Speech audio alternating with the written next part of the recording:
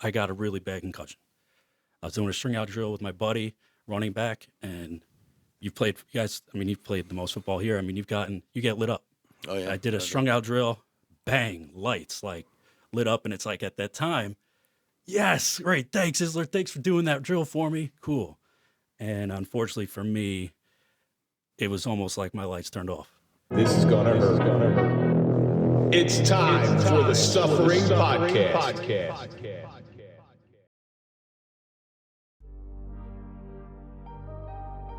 Life is all about choices.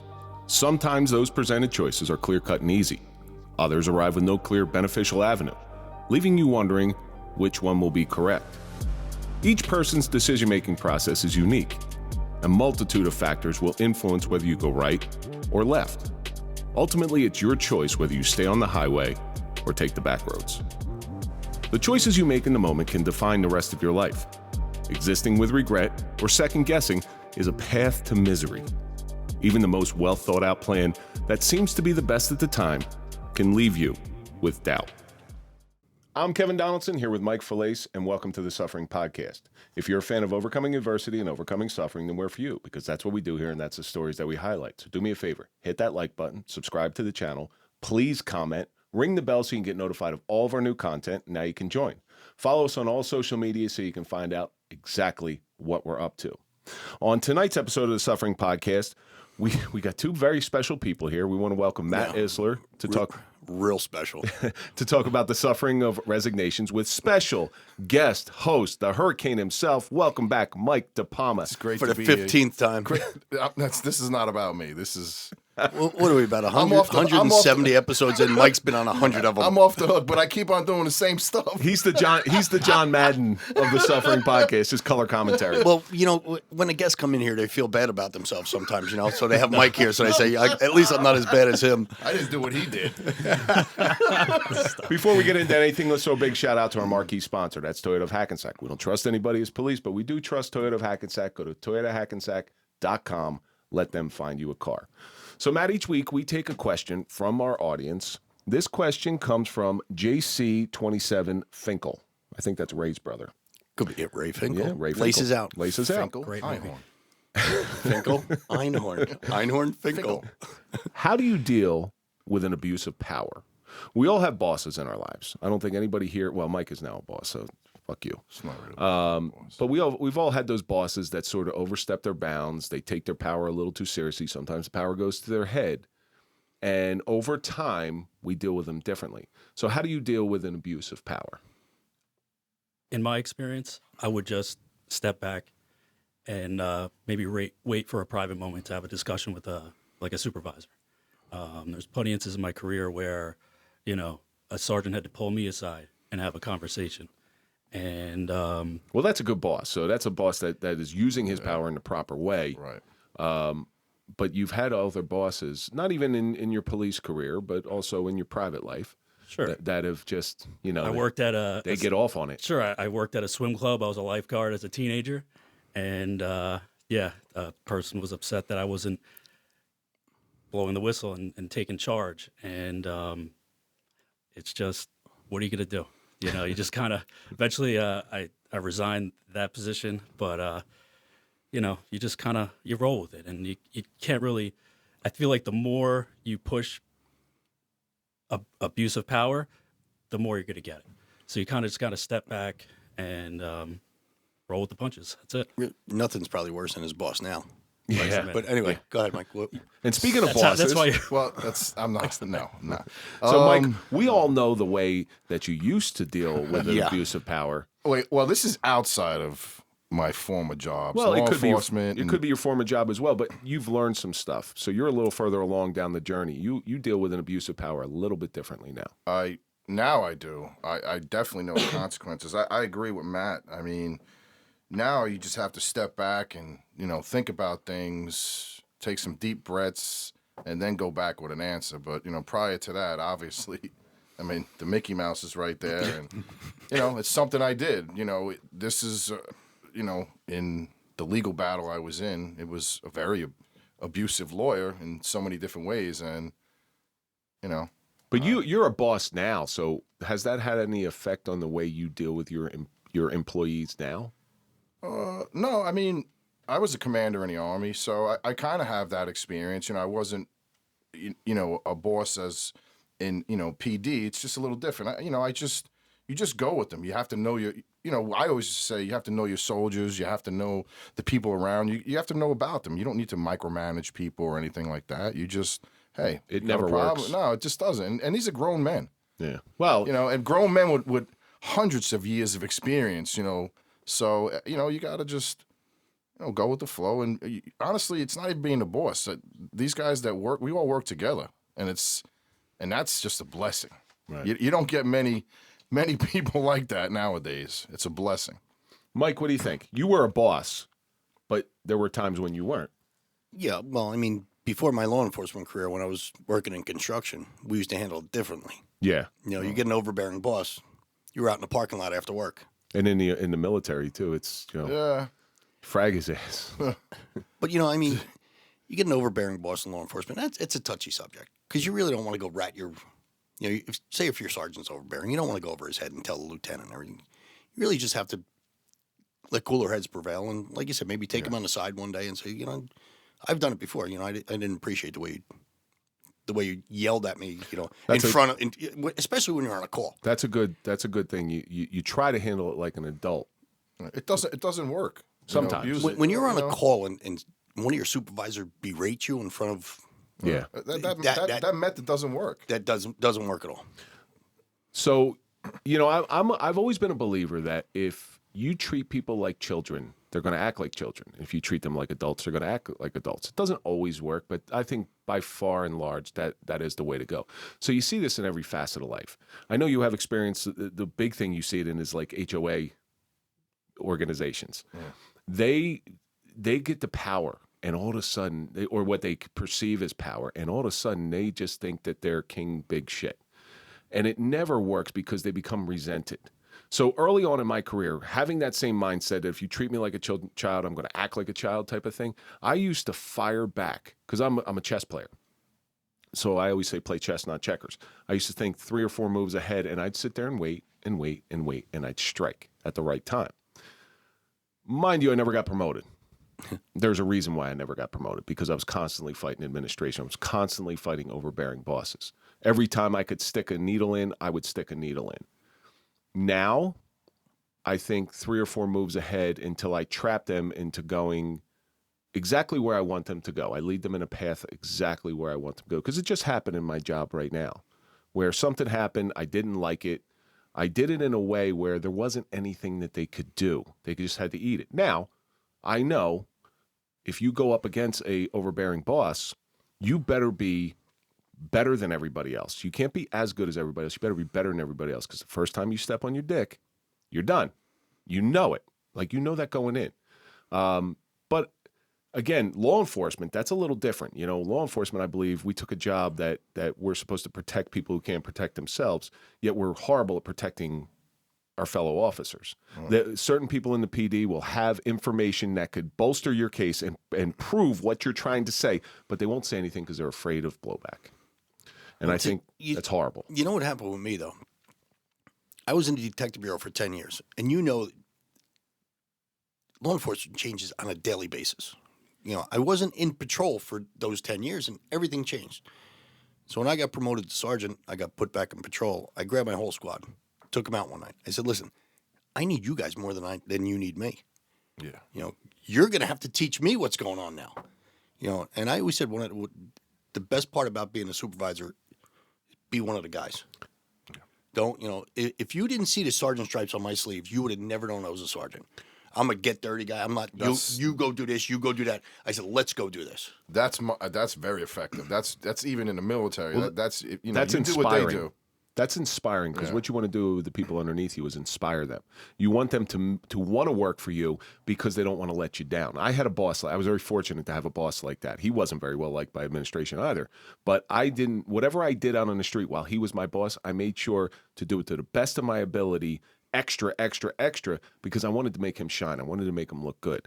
That's a boss. A boss is not, do this. Yeah. Hey, rookie, go do this. You go do this. You go do that. But it was also different back when we came on. You know what I mean? The old timers, if they said something and you went against them, you'd be standing on like the corner for 8 hours on a sewer plate and not moving. And you really didn't say anything. That's the truth. It's like if you stole ammunition from the academy or something like that. Yeah, but they applaud that in certain departments. Check, please. So, JC27 Finkel, thank you so much for sending in your questions. Keep sending them in, and we will try to get them on the air. I want everybody to go to 234 Franklin Avenue in Nutley and go visit Gus at Cubita Cafe. I was just there. It is the most fantastic, well-prepared food in the world. And, there's a judge. There's a judge when you go into a place. Go in the bathroom. If the bathroom's disgusting, I will walk right out. His bathroom is immaculate. As a matter of fact, I ate my food in the bathroom. I was just going to say, Kevin took the food right on the toilet seat. I wasn't going to let anybody steal. The food's so damn good that I don't want anybody to steal my stuff. And you say, I did some odd stuff. Come on. But this is top-notch. He's a top-notch chef. It is out-of-this-world food. And guess what? Even though it tastes good, he cooks very healthy. And there's a couple reasons why he cooks very healthy, because he's very health conscious. But it's delicious. So go to Cubita Cafe, 234 Franklin Avenue in Nutley, and let Gus take care of you. Tell him the Suffering Podcast sent you. Absolutely, absolutely. So Matt, we've been talking back and forth. I know your story. And beyond what you told me, of course, I have to look everybody up and vet everybody, and I got my source, my Wikipedia, my Diplomapedia over here. That's my Wikipedia. Yeah. Diplomapedia. Instead of Siri, hey Kevin, what's the weather today? We got our resident phlebotomist. Yes. Oh, by the way, before we get any, I'm sorry to do this. No problem. Mike had a phlebotomy moment the other day. What did I say? Undulation. I said, yeah, it's right in the dictionary next to phlebotomist. I got to start taking track of all these words. I couldn't even spell in it. a sense, it's no meaning to it. Just going to say, what's up? Like, hey, that was great. Yeah, I had one of those when I was a kid, undulation. So, Matt, where'd you grow up? I grew up in Lower Bergen County, Hasbrook Heights, New Jersey. Are you the rich section of Bergen County, or No, I'm in the south of Route 4. That's LBC, Lower Bergen County. Lower Bergen County. Like that. I mean, he's more upper than I am, but I was fortunate enough to have a loving family growing up. Playing sports, having fun. What was your sport of choice? Everything, like soccer. I ended up playing football. Even Nick Del Calzo. Skateboarding, rollerblading, like all that stuff, like in Hasbrook Heights, and it was just a great town to grow up in. It was a lot of fun. And so I ended up playing football. Went to born and raised. I went to Catholic school. What school? I went to Bergen Catholic. Oh, very class of '98. Nice. And 3-time defending state. I'm a Seton Hall prep guy. I'm sorry. I don't even know why we let this guy in. It's kind of amazing. Like I don't. It's nice that I'm getting to know him. Like I worked with him for years. I was a scout team. I was a scout team hero. Yeah. I mean, it was phenomenal. I grew up a Giants fan. I'm sorry to hear that. Yeah, it's unfortunate. But, a couple of guys on those teams, Ben Martin and Jim Burt. Jim Burt, yeah. Played with their sons. And my junior year of high school, 96, 97, we won the state championship. It was a blast, In Giant Stadium? In Giant Stadium against St. Peter's Prep. How was that game? Wait, you played on it? I was on that squad, yeah, that year. That's kind of awesome. I was on the bench, and my buddy Alex, who grew up as neighbors, he was a great football player. He scored a couple touchdowns that game, going to Georgetown, and it was phenomenal, And well, it's interesting. So you said it twice where you sat on the bench. So there's a lot of people who will go to a public school or something because they want to be great amongst the mediocre. Where it seems like you went the other way, where you were on a top-notch football team. Listen, it's competitive. Even on the bench, your bench players are better than most high schools. I played plenty of JV. I was a scout team hero. It was a lot of fun. My sophomore year, I tore my lateral meniscus, lost that whole season, and that junior year we won the state title, and that was fun. So what years are we talking about? I graduated in '98, so my junior year is when we won that championship. So that would make you 57. 44. Okay. I'll be 44 That's close. next. That's close. And you don't bring anybody in here older than 57. Fuck no. Bob Gibson was the only one I brought in here. I went to high school with Bob. Yeah, he fought in World War II. So it was interesting because when I tried out for that team, they didn't have enough jerseys for the guys. I mean, they had to make cuts, and at Hasbrook Heights, I never played running back. I was I was flying. They made me running back. My sophomore year, I busted my knee. Junior, we win. So senior year, you know, I had just coming off great summer, played lacrosse and everything. I got a really bad concussion. I was doing a string out drill with my buddy, running back, and you've played the most football here. I mean, you get lit up. Oh yeah. I did a strung out drill, bang, lights like lit up, and it's like at that time, yes, great, thanks, Isler, thanks for doing that drill for me, cool. And unfortunately for me, it was almost like my lights turned off. Yeah. I fell into a depression. I missed some of my senior year, but it was great because, I mean, I met a therapist who I've seen throughout the course of my life, and we have reconnected throughout the years. And It wasn't Stephanie Samuels, was no, it? no, it was someone else, and it helped me. You know, I mean, looking back like that, I understand now what happened to me, but back then, they had no fucking idea what concussions were and what the fuck. My junior year, I missed 4 games with post-concussion syndrome. They had no idea what it was.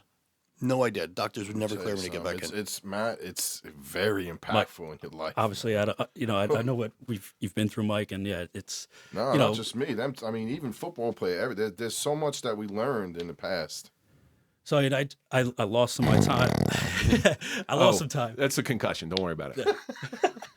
It helped me, you know. I mean, I think with the anxiety of like, oh shit, you know, what am I going to do next with my life and college and what the fuck? And I Well, did you get it? Did you go on? yeah, I play graduated. Yeah, I missed some time. You know, grade school. They worked with a home tutor. I was able to get back in class and school and graduate. You know, and Well, what aside from your therapist was what brought you out of that depression after the concussion? just because I had a great life. You know, I had a loving family. You know, friends who, at the time, didn't understand what I was going through. They're like, "The fuck's this guy's problem?" You know, like no one knew back then. I mean, it's just I was out to lunch. You know, and slowly over time, you know, I got back on my feet. I was relatively smart. You know, I grew up watching X-Files as an 8-year-old, shitting myself, and I never had. You're shitting yourself at 8 years old. No, in 8th grade, like maybe like Pretty good. Yeah, I'm good for twice a month, so don't worry about it. I don't need to watch any TV. So back to do then, I'm that. like, yeah, that'd be cool, you know, FBI agent, but never really had the grades for that. My father. We just had an FBI agent in here, and they are a different breed of individual. They are. They are like just brainiacs. I was gonna Absolutely. say it's like they talk up here. Right. They have a different understanding of the world of investigation. They're just different. I've met a couple of them. And listen, I was using this term with Mike the other day. I wasn't a blue blood. You know, I'd never had any family in law enforcement. My uncle, still an EMT. He's a dispatcher for state police. He's getting towards the end of his career. And, you know, my cousin, on the other hand, he, even as a kid, we'd be playing and he would just be like, you know what? I want to work at the White House. I want to be Secret Service. And sure enough, he is. You know, he joined the Marine Corps, loves dogs, did the K-9 there, and that's what he's currently doing today. And Well, but did you after Bergen Catholic? Did you go to college? yeah, I got into Northeastern as an engineering student. Lasted 1 year. You know, I was coming out of my depression. I was starting to feel better about myself. All right, good luck. Go to college. I'm a punk kid. Like I was on my own for the first time. You know, lived off Lansdowne Street. Big baseball fan. Fenway Park's there. It was back then. It was before they became who they were today. I mean, they were just the losers. Back then, this was '99. I was able to go on a rainy day, get a ticket to the ball game, and see them play at the Tampa Bay Devil Rays. And Still had John Valentin on the team. yeah, and Noma. And No ma. Well, we had John in here. was That's in why I there, say yeah. we had But- John. We had John in here. That's Yeah. why I say his name. so I didn't last long. I flunked out. I was like a 0 point whatever. And 0.0. Yes, zero. Tarski, you have no grade point average. And you know, thankfully, loving parents took me back, and you know, I found my way at Montclair State University, and Still a great school. amazing. It's and one of my interests, like I said, was you know, music and actually radio. They have a great college radio station. They still to this day.